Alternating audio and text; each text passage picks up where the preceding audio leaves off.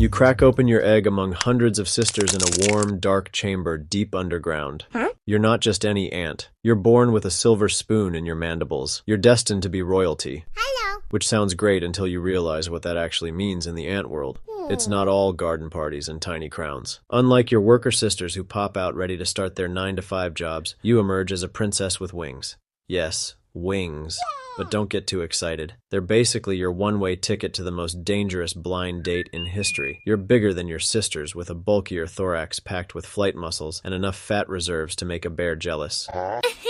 Think of it as nature's version of apocalypse prepping, because trust me, you're going to need it. Your first few weeks are spent being waited on by worker ants who stuff you with food like an Italian grandmother. They're preparing you for your big debut, the nuptial flight. It's like The Bachelor meets American Ninja Warrior, except instead of a rose ceremony, you might get eaten by a bird. You wait in the nest, growing stronger each day until the perfect conditions arrive.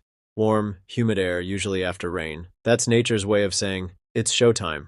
When the signal comes, you and your fellow princesses emerge from the nest along with male ants from other colonies. The males, by the way, are basically flying sperm delivery systems with an expiration date of about 1 week. Talk about pressure. You take flight in what looks like a massive ant party in the sky. Birds swoop through the swarm like kids at a piñata party, but you dodge and weave, determined not to become a feathered friend's snack. Mid-flight, you attract several male suitors. They're not exactly Prince Charming, more like Prince in a hurry because their biological clock is ticking faster than a time bomb. You mate with multiple males in midair, storing all their sperm in a special organ called a spermatheca.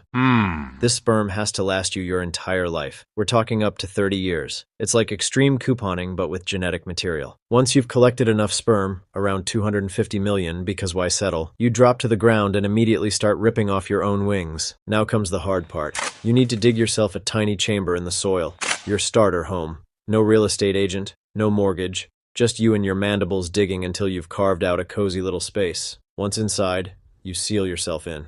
Welcome to the next phase of your life, solitary confinement. In your underground chamber, you start laying your first eggs. These will become your worker daughters, your first tiny workforce. But here's the catch. You can't leave to get food. Remember those fat reserves you stored up? That's all you've got to survive on while raising your first batch of workers. Huh? Yes, you read that right. Those beautiful wings you were so proud of? They're now about as useful as a chocolate teapot. You literally tear them off yourself, using them as fertilizer for your first batch of eggs. You even digest your wing muscles for extra nutrients. It's basically the ant version of surviving on your own body fat while running a daycare. You tend to these first eggs like they're made of gold, cleaning them constantly to prevent mold. When they hatch into larvae, you feed them with special eggs you lay just for food. Aww. Yes, you're feeding your babies their potential siblings. Nature's weird like that. These larvae eventually pupate and emerge as your first workers, but they're tiny. Like, really tiny. They're the ant equivalent of premature babies because you didn't have proper nutrition while raising them. But once these first workers mature, things start looking up. They dig their way out of the chamber, and suddenly you've got help. They forage for food, expand the nest, and take care of your next batch of eggs. Finally, you can focus on your true calling, being an egg-laying machine. You can lay up to 1,500 eggs per day during peak season. That's 1 egg every minute, making human labor look like a casual Sunday stroll. Your colony grows exponentially, but don't break out the champagne just yet. Your tiny workers have to navigate a world that's basically a giant death trap. Rival colonies send raiders to steal your brood. Parasitic wasps try to inject their eggs into your workers. No. And occasionally some workers get funny ideas about laying their own eggs. You have to release special pheromones to keep them in line. When they do try to sneak their eggs past you, Come on, man. your loyal workers turn into tiny police officers, destroying any eggs that aren't yours. Workers build new chambers, tend to the brood, and bring you food. Yummy. You're now basically a living vending machine, pumping out eggs of different types based on the colony's needs. Want workers? Regular fertilized eggs. Need males? Unfertilized eggs. Time for new queens? Special fertilized eggs with extra royal jelly. You control all of this by choosing when to use that stored sperm from your nuptial flight. Oh yeah. Years pass, and your colony becomes a bustling metropolis. Thousands of workers scurry about, maintaining temperature and humidity, fighting off invaders, and keeping you well fed. You're now surrounded by royal attendants who feed you, clean you, and carry away your eggs. It's like having a full-time spa staff, except you can never leave the spa, ever.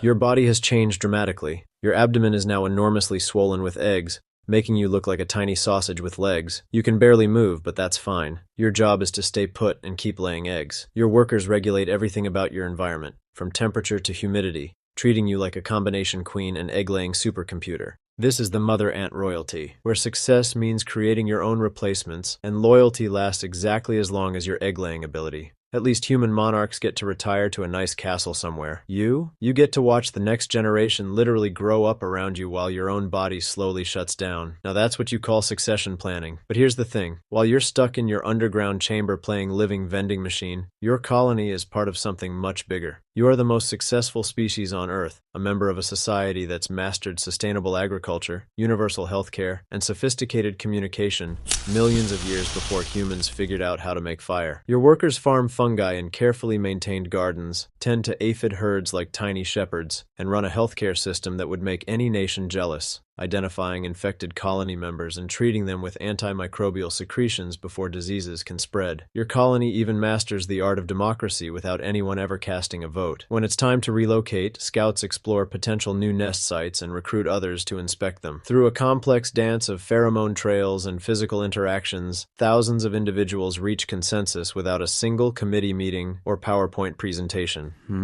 It's like running a country where everyone actually agrees on things. Imagine that. And let's talk about your construction crews. While humans pat themselves on the back for building skyscrapers, your workers are engineering climate-controlled structures with sophisticated ventilation systems using nothing but dirt and tiny mandibles. They create living bridges with their own bodies to cross gaps, form rafts to survive floods, and build pressure-regulated chambers that would make NASA engineers jealous. All of this without a single architectural degree or building permit. Your colony achieves all this through swarm intelligence. No middle management required.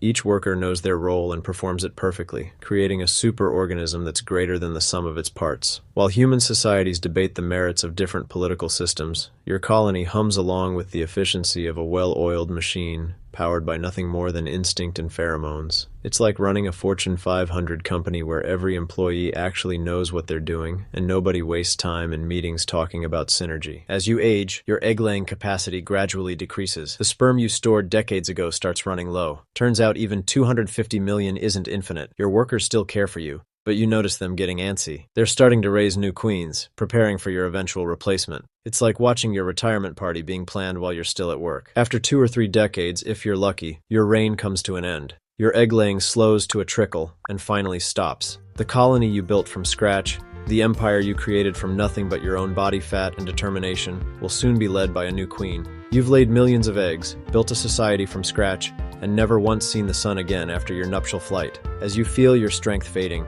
worker ants still tend to you, programmed by evolution to care for their mother until the end. Your legacy lives on in the complex network of tunnels and chambers you'll never see, in the thousands of workers still following the chemical trails you helped establish, and in the new queens who will soon take flight to start the cycle all over again. In the end, you've lived the ultimate paradox. A life of supreme importance spent in perpetual confinement, a royal ruler who's really more of a prisoner, a mother to millions who never really got to know any of her children. But that's life as a queen ant. It's not about the glamour or the glory, it's about keeping the colony going, one egg at a time, until the very end.